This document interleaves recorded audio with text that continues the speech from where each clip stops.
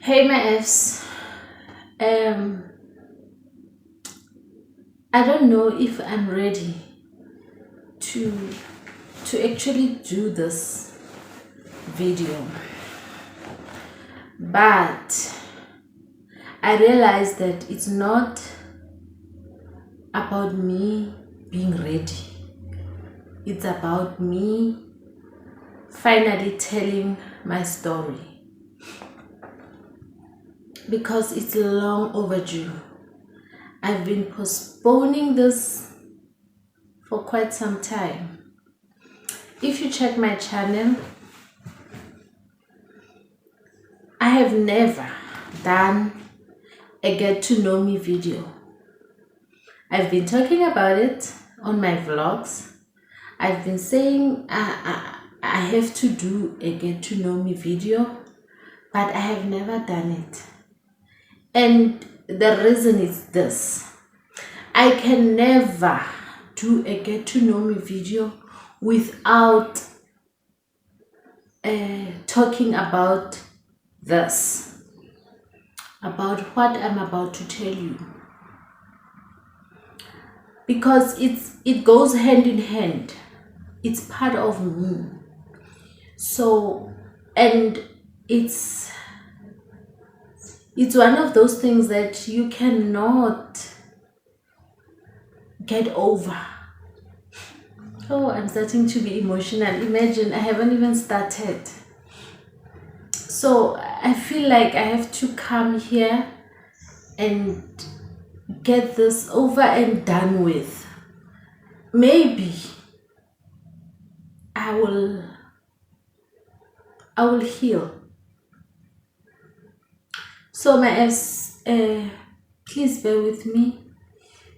This is not easy for me to talk about. I haven't spoken about this in the longest time. Actually, now that I'm thinking about it, this is the very first time I'm actually sitting and talking about it. You know, when I talk about it with other people, it's when something happened and somebody, then we, but it's not like I'm sitting there telling it like now. So this is the very first time I'll be sitting here and talking about it. I feel like I should be in some sort of a podcast or something.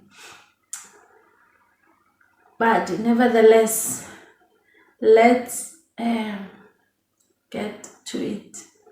I have to face this thing, and so that I can move on. Imagine the 6,000 of you guys out there, but I have never done a get to know me because of this.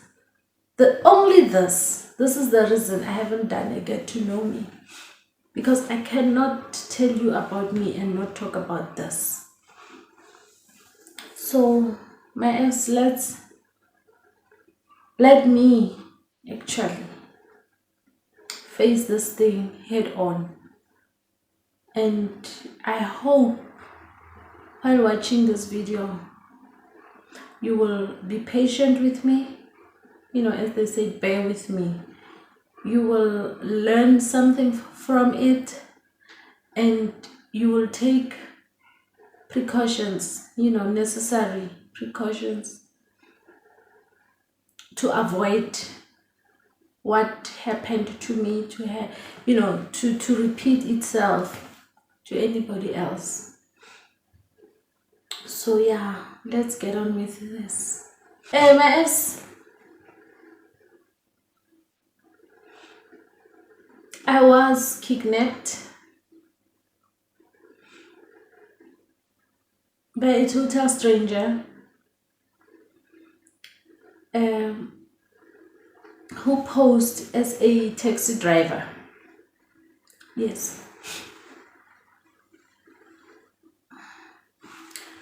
I was coming from my home, my mother's, because my mom was sick. My mom was alive by then. Then she was sick. So I went to visit my mom to check on her. And I stayed a little longer because I left at around 8 o'clock in the evening from my home. Then I decided that no, by then I didn't have a car, I was using taxis. So I went to catch a taxi to come to my house where I'm staying from my home.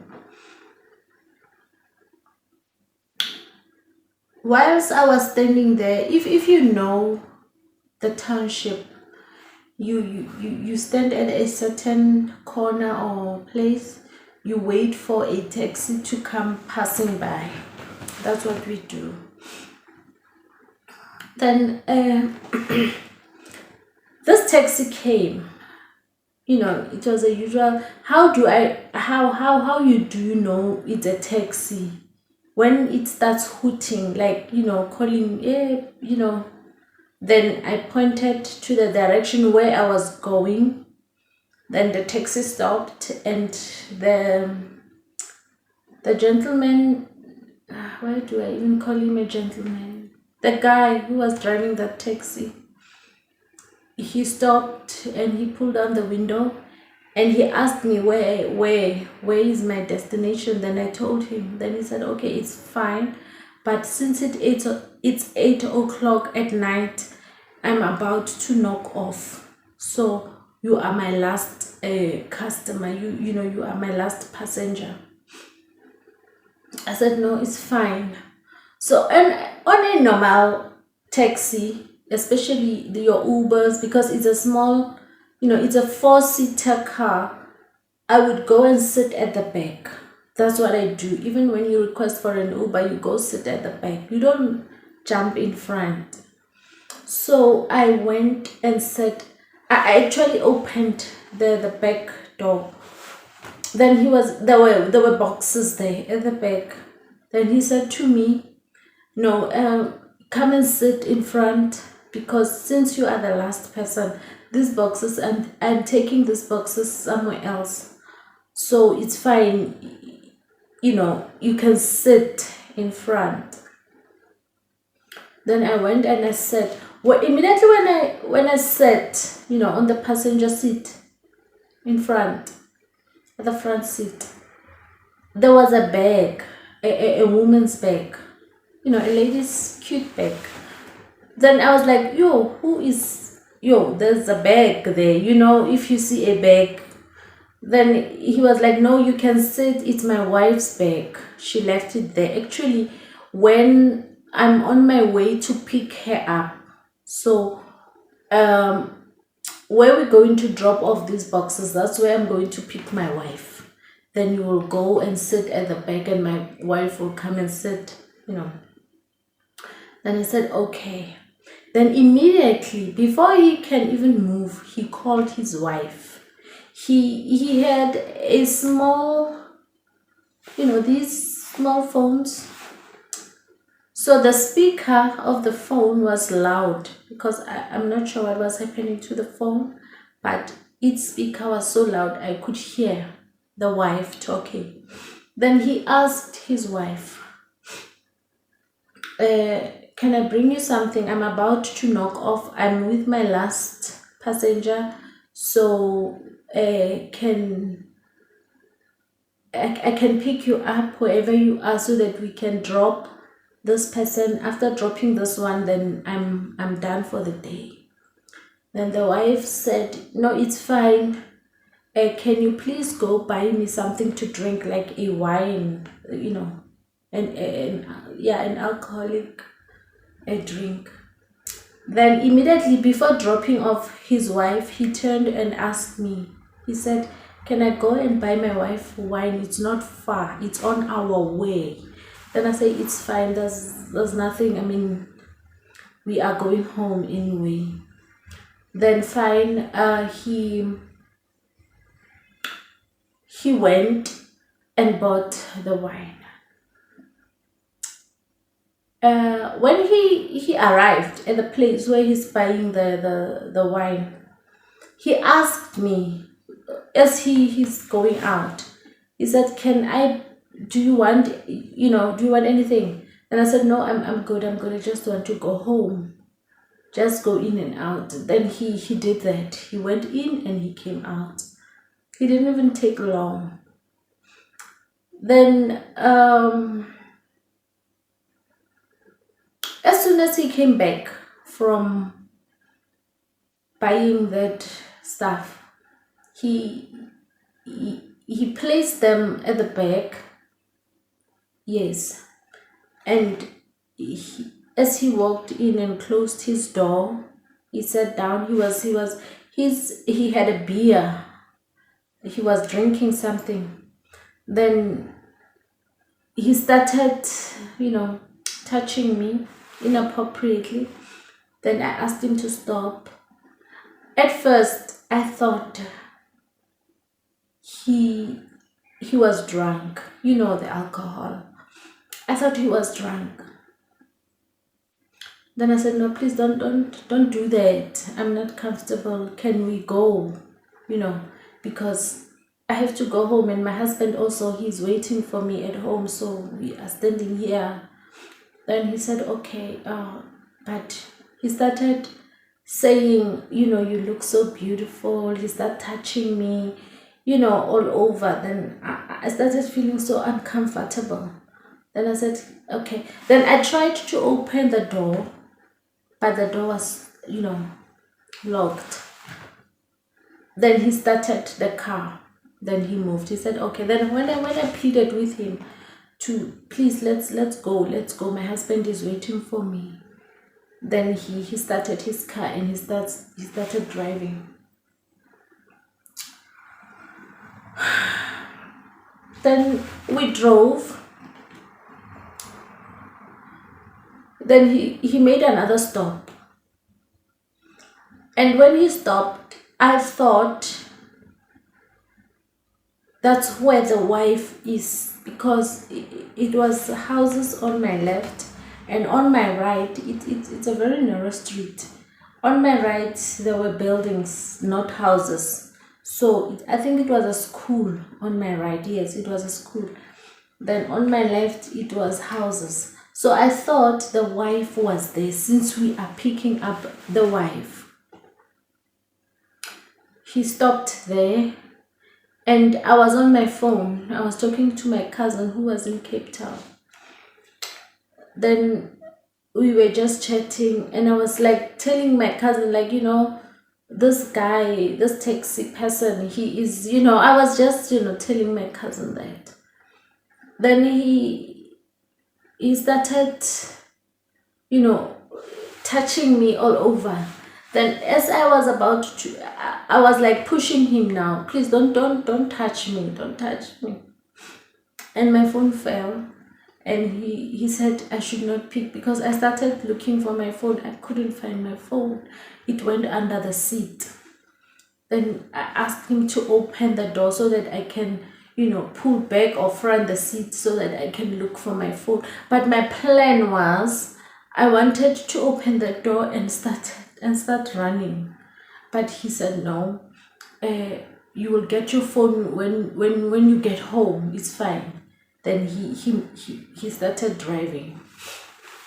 Whilst he was driving, I was looking for my phone frantically. So I looked for my phone. I looked for it. Then finally I found my phone, because I could sense the danger now. I found my phone. As soon as I grabbed my phone, I didn't want him to see that I found this phone. I just hid it because he was driving. And another thing that I have observed or realized while he was driving, he couldn't do other things. Like if he wanted to touch me or to look at me, to talk to me, he would stop the car and he would start doing all those things. So I realized that okay, he cannot do other things whilst he was driving. So those things you look at. Then he made another stop somewhere because he wanted to touch me or harass me. Then he asked me if we can go to a B&B or a hotel. Then I said no, because my husband is waiting for me. And I also reminded him that I heard you talking to your wife, so your wife is also waiting for you. So wouldn't it be better if we exchange numbers and we will maybe meet on a good day, when we are all free and nobody's, then we can see what we do. I was trying to get out of the situation, and without making him angry, because I didn't know who is this person, what is having. So I was so scared. I was only thinking about my own safety. So I said no, let's meet some other time. Take my numbers and I will take yours, then we'll call each other. Even tomorrow we can set up a date when we are free. Then he said no, I know you people, I know you ladies like you say this, then tomorrow when I call you will start ghosting me. Then because we were now stationary, we were not moving, I started texting my husband while he now called his wife, because his wife was calling and he was not picking up.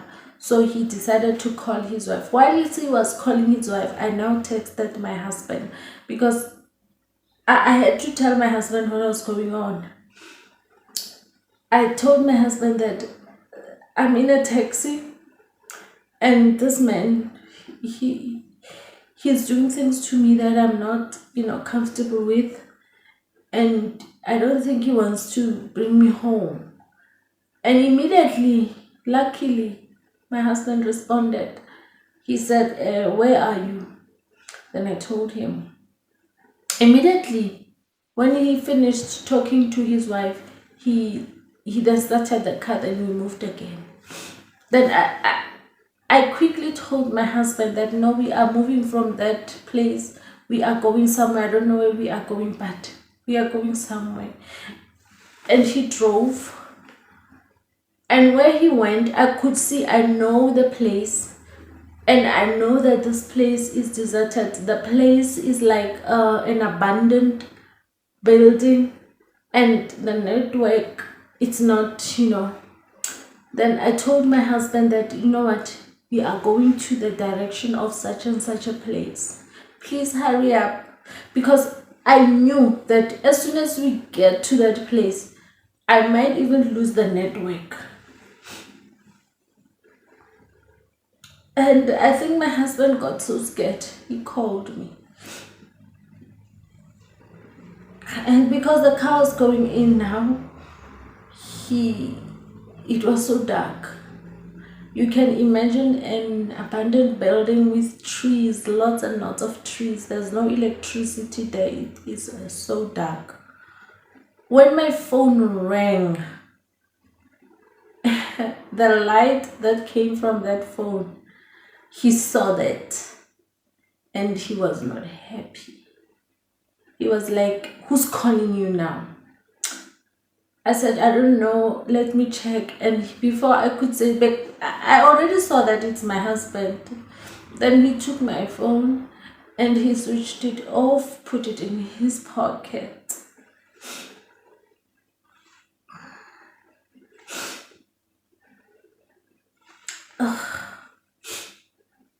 And then we drove. He drove like he knew that place well, because it was dark, and he switched off his lights, but he drove. I could not see anything, and he stopped. As soon as he stopped, he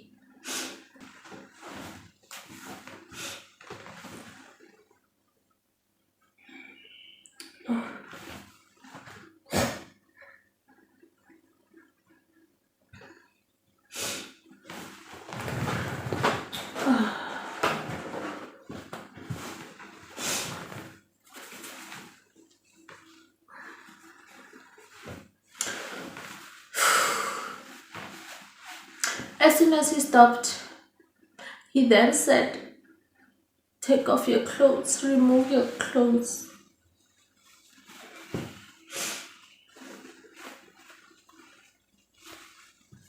And I knew that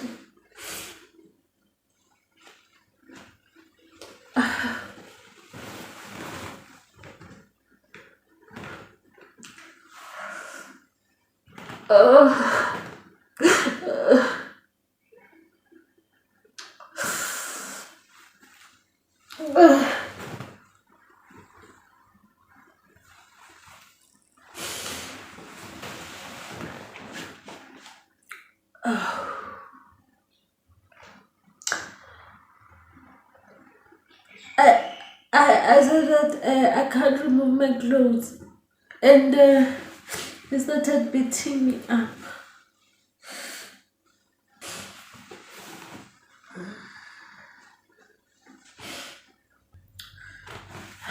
And then I could hear that he was taking something out, like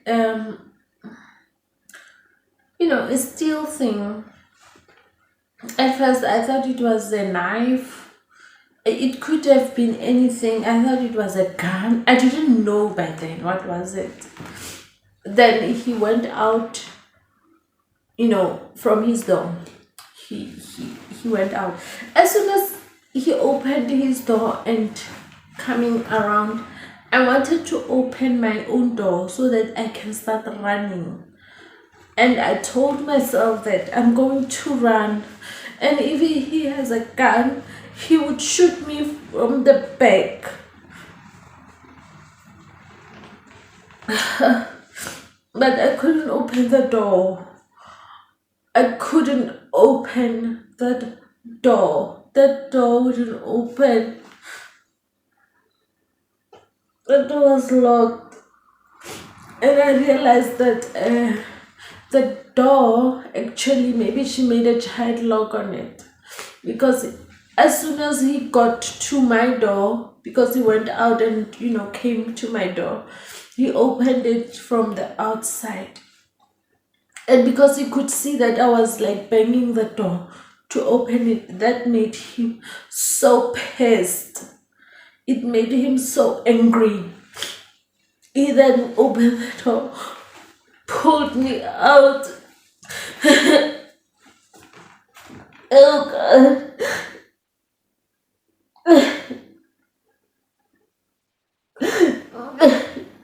He pulled me out, and he started banging me on the door, on the car. He banged me so hard. I lost consciousness. He banged me on the car. Then he just banged me, several times, and he left me, and I fell. I saw myself going down.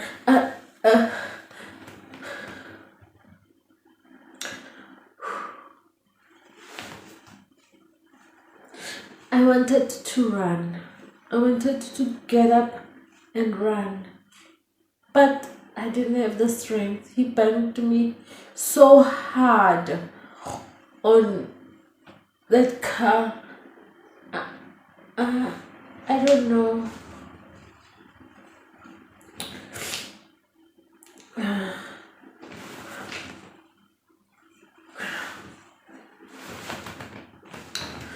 Then he picked me up. He opened the back door, at the back, and he threw me in.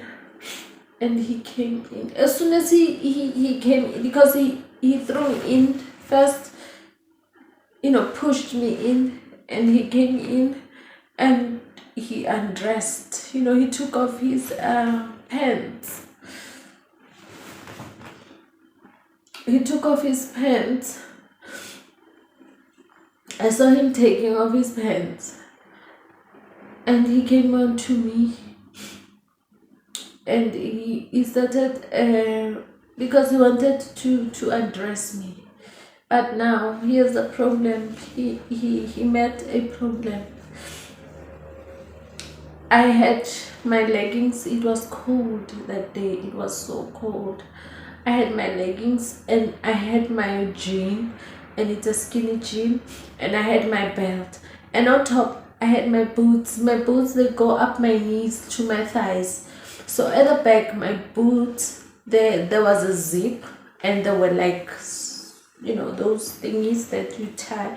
So he didn't know how to take off my boots.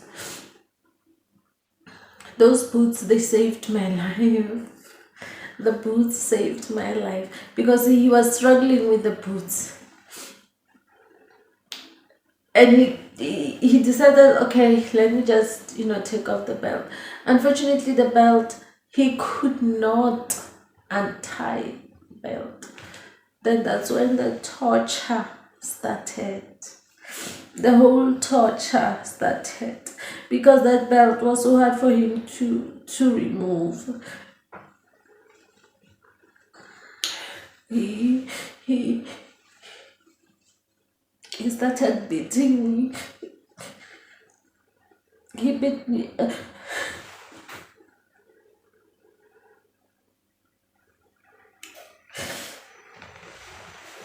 He started beating me. I screamed. I tried.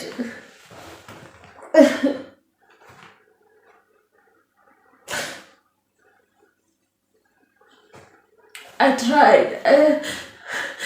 And remember, he had that thing that I don't know whether it's a gun or what. He started beating me with that thing. And that's when I knew that it was a gun. Because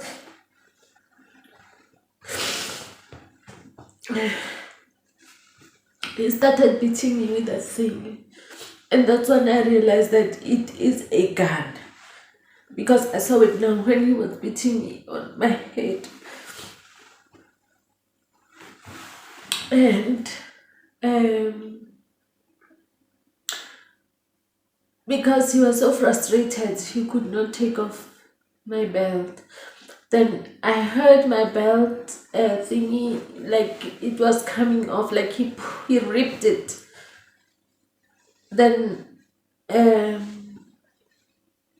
now he wanted to, your jeans. He wanted to take off my jean. Now he couldn't, because I was seated down, so it was so difficult for him to remove my jeans. Then he started beating me up again. He beat me so hard. And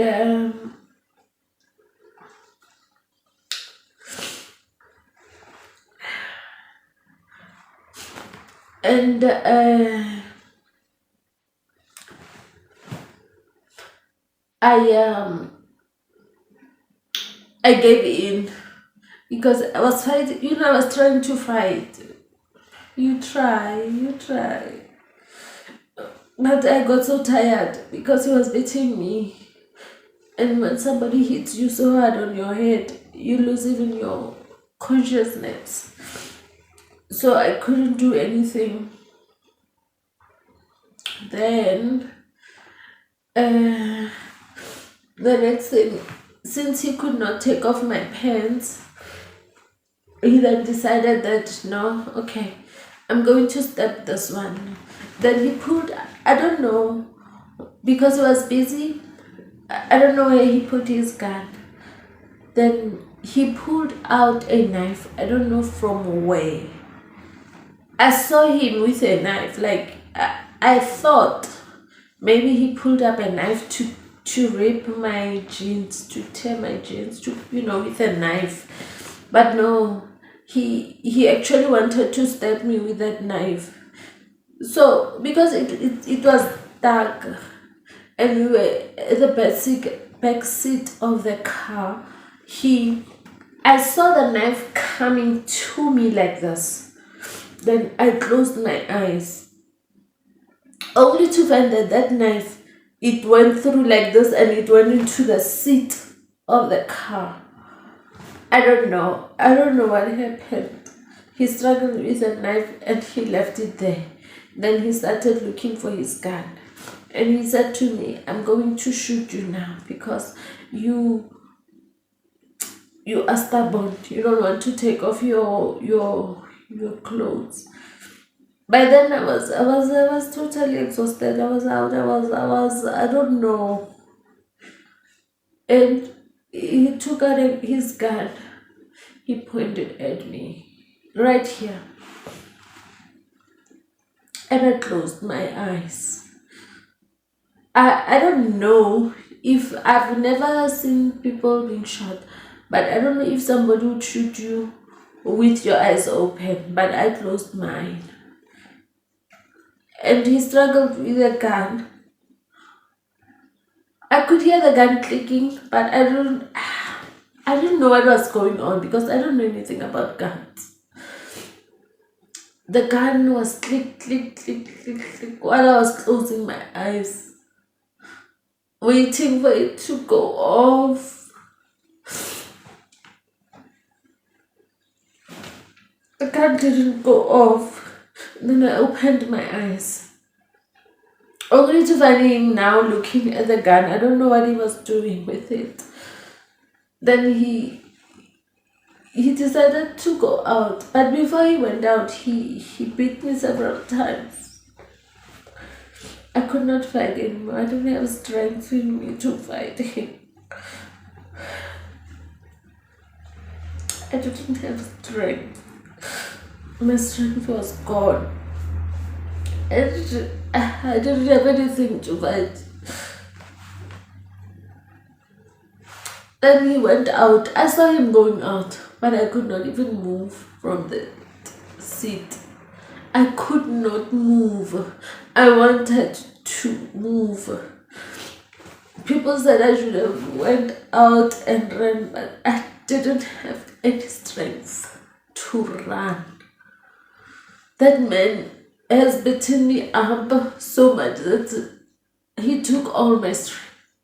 And remember, when somebody's beating you up and you're trying to fight back, you use your strength too. So he came back. As he coming back, I could see him coming back, but I did not see what he was holding. He came back, and I was all bruised. Blood was all over. Then he poured something on me. At first, I didn't know what it is, but because of the beating, I had bruises, all over, especially on my face and head. It was so painful when the thing he poured. But with the smell, I could smell petrol. It was petrol. Then I screamed because of the bruises when that petrol, penetrated the bruises. Then he started looking for a match. And because I saw him smoking earlier, I knew he had a match. He started looking, but he could not find it. Then he said to me, I can't find my matches, so it means I have to strangle you.